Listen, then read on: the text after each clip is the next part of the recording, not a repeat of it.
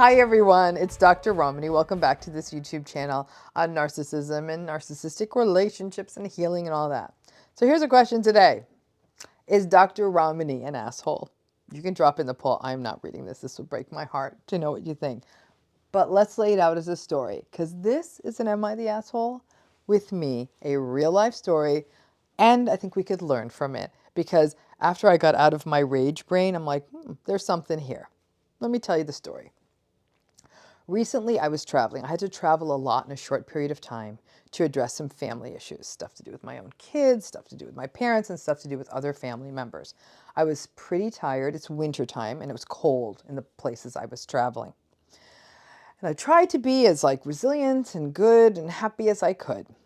On this particular day, I had to drive through snow, a pretty long distance, into a very busy place, return one rental car, go into an airport, and then I had to get ready to board another flight. On top of that, I got to the airport early because I was having all kinds of problems at work.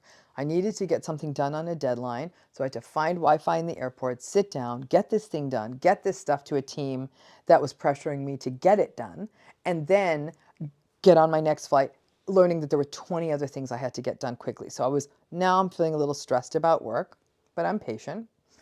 I walked to my gate, which was quite far away because I kind of went to the wrong part of the airport. That's fine. That's on me. And I get on my flight. The flight was a little delayed going off, but that's fine. Those things happen. All right. The flight takes off and I'm flying to a place I've never been before. All right. The flight lands and I even kind of had to go to the bathroom. Like, it's all right. This next part will go quick. The place I landed was pretty cold.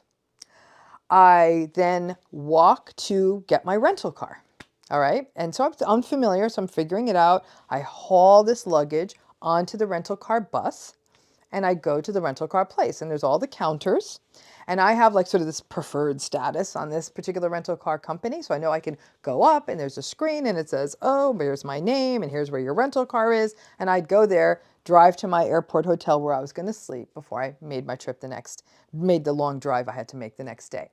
Easy peasy, right? Well, the counters are closed. Mom, no worries. I'll go up, find that monitor. I take the elevator up to where the monitors would be. And I get to that, and it's outside. And it's 25 degrees Fahrenheit, so it's very cold. And I didn't put all on my winter stuff because I thought I was getting right in a car.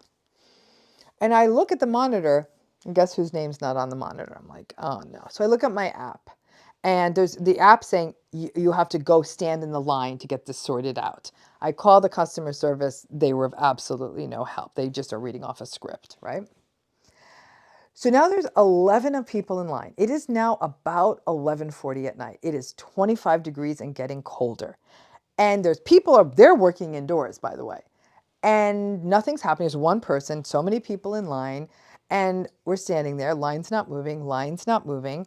And I'm actually getting a little angry. Now, here I am, the gal I'm owning it, rough day, rough travel, deadlines, frustrations at work. And the trip was being made for really difficult reasons. I was traveling to see a family member who was terminally ill. And so it was a very psychologically painful trip. And I had not seen this person in a long time. And I knew I was going to say goodbye. Okay. And so all of that's happening too. And I had not gotten enough sleep the night before. So I'm not at my best. So now I'm grousing. I'm like, wow, is this really any way to run a business? Yes, this was not Dr. Ramani at her best. My little entitled monster was coming out. And I'm like, is this any way to treat customers? And I'm on customer service. Now I call back the phone number because I need someone to complain to. Do you realize that I'm standing in a line of 11 people and it is 25 degrees outside and nothing is being done? And of course, the person on the other side is like, thank you for calling. We're very glad to have your business. We are very sorry we can't help. I'm like, are you serious? I can't believe. Not a good Dr. Ramani moment. And now I'm getting the guy next to me in line going too. And so he's got his camera out and he's filming. And the woman in the little office is like, don't you film me, don't you film me. And so now it's getting all that. I'm taking pictures because for some reason my video wasn't working. But I wanted to be able to show this company, there's no one in your booth and we're standing out. And it's almost midnight now, okay? I'm freezing. My fingers are turning red. I didn't even have gloves, all right? Then there's a woman in the line kind of giving me this side-eye stink eye because she thought I was being probably an entitled narcissistic monster. And I was just giving her shame eye right back. Again, not the best, Dr. Ramani. I'm so angry. And then the manager comes out. And you know what the manager says? We're out of cars. Now it's midnight in a city I've never been to. It is now 22 degrees outside. Don't have the right coat. No way. I'm going into a place that is remote and rural. There is no Uber in this place. There's no taxi. There's no bus. There's no train. I have to drive there. I have to make this trip, right? Are you kidding me? Do you realize you took my reservation? I have a reservation. I played everything by your rules. Did you ever see the Seinfeld episode? You just take a reservation. You don't. Not good. I was like, oh my gosh, if someone films this is not good, Dr. Romney. And so the guy says, you can go, there's other rental car places here. Why don't you go rent from one of them? So now, 12:05, folks, there's only 2 places open. I'm going up and down, and I had this extra large suitcase because I was having to bring some stuff back to my home from the East Coast. And so I'm hauling these suitcases. I finally find another rental counter. Well, of course, everyone's gone to that one. I get up. They do have cars, but only the most expensive car. It is like 5 times more expensive than the car I was originally getting. I'm figuring I can ask the original rental car company. They're going to have to pay the difference. They didn't honor their rental agreement. I get the car. I go. I get to this airport hotel, which was, that was pretty bleak. And I sit there. And I break into tears. And I broke into tears for 2 reasons. First of all, I was so frustrated. I was so tired. I was really sad for the reason going to the trip. But do you know the other reason I was crying? I was asking myself, am I an asshole? So I'm going to leave it to you to answer that question. But it was a moment for me. I thought, like, whoa, if somebody just saw me in that line shouting, I wasn't yelling, but I was like, how could you make me, blah, blah, blah. Like kind of being a little bit extra entitled in my phone call. And that's all they ever saw of me. They would have thought I was narcissistic. I'd get that. I would ask the question, could you show me more of this person's behavior? And by and large, the rest of the day, and multiple things went wrong during my travel day. I wasn't that, right? My bandwidth completely got wiped out. But what I also found was the people who worked at that rental car company were not nice. They were very dismissive. And I proceeded to make multiple calls to customer service, and each person was more dismissive than the one before. And now I found myself feeling rattled. I'm like, what is happening? Not only do I feel like I'm a bad person, and I think that was kind of fair, I was not at my best, but I really couldn't let it go. I have to leave the next morning at 7:30 to drive to a place I've never been, through territory I've never driven through. And I couldn't fall asleep because I was ruminating, not only about what a bad person I was, but I was so affected by how rude the people were in this. I mean, really, they made a big mistake. And all of these people had places to go that were, I'm sure, equally important as mine.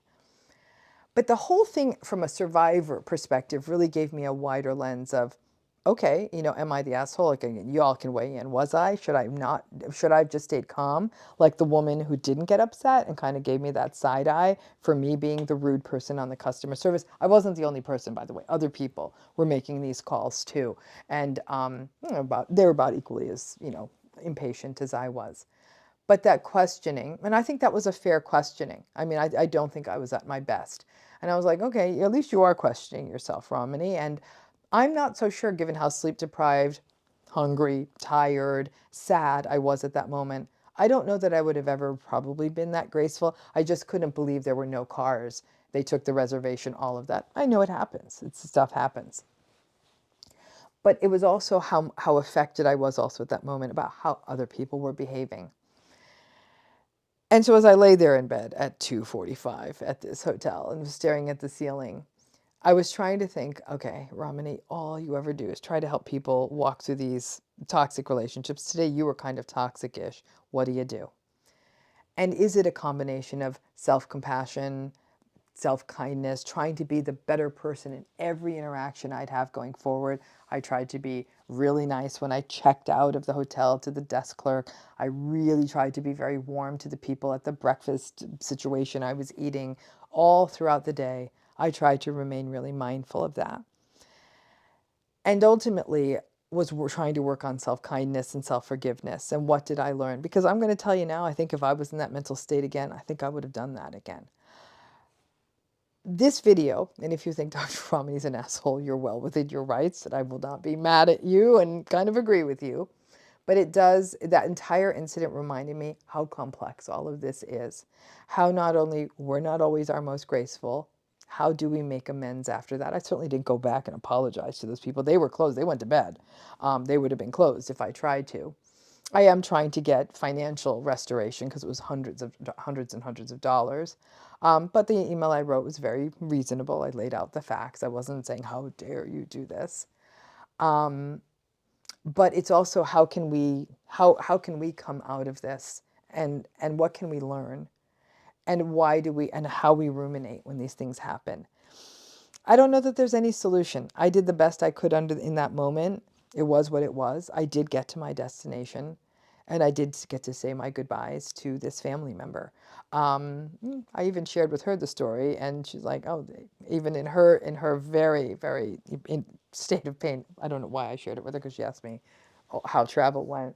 And even she's like, no, I think you handled it right. So bless her heart. But I guess that this is really a video about, even though I do this and I try never, ever, ever to be that entitled person, we all have our moments. And through those moments, maybe we can not only find compassion for ourselves, but I will tell you this, it didn't lead me to want to justify someone else's behavior. It really led me to want to become better the next day. And I think I was. I did my best. I think that's all any of us can do. Find that space for our own self-forgiveness and recognize that the rumination, when you are somebody who's been through narcissistic abuse and then you aren't behaving your best, listen, I'm ruminating about it so much, I had to make a damn video about it. So like I said, y'all can weigh in. Is Dr. Ramani the asshole? Thanks again.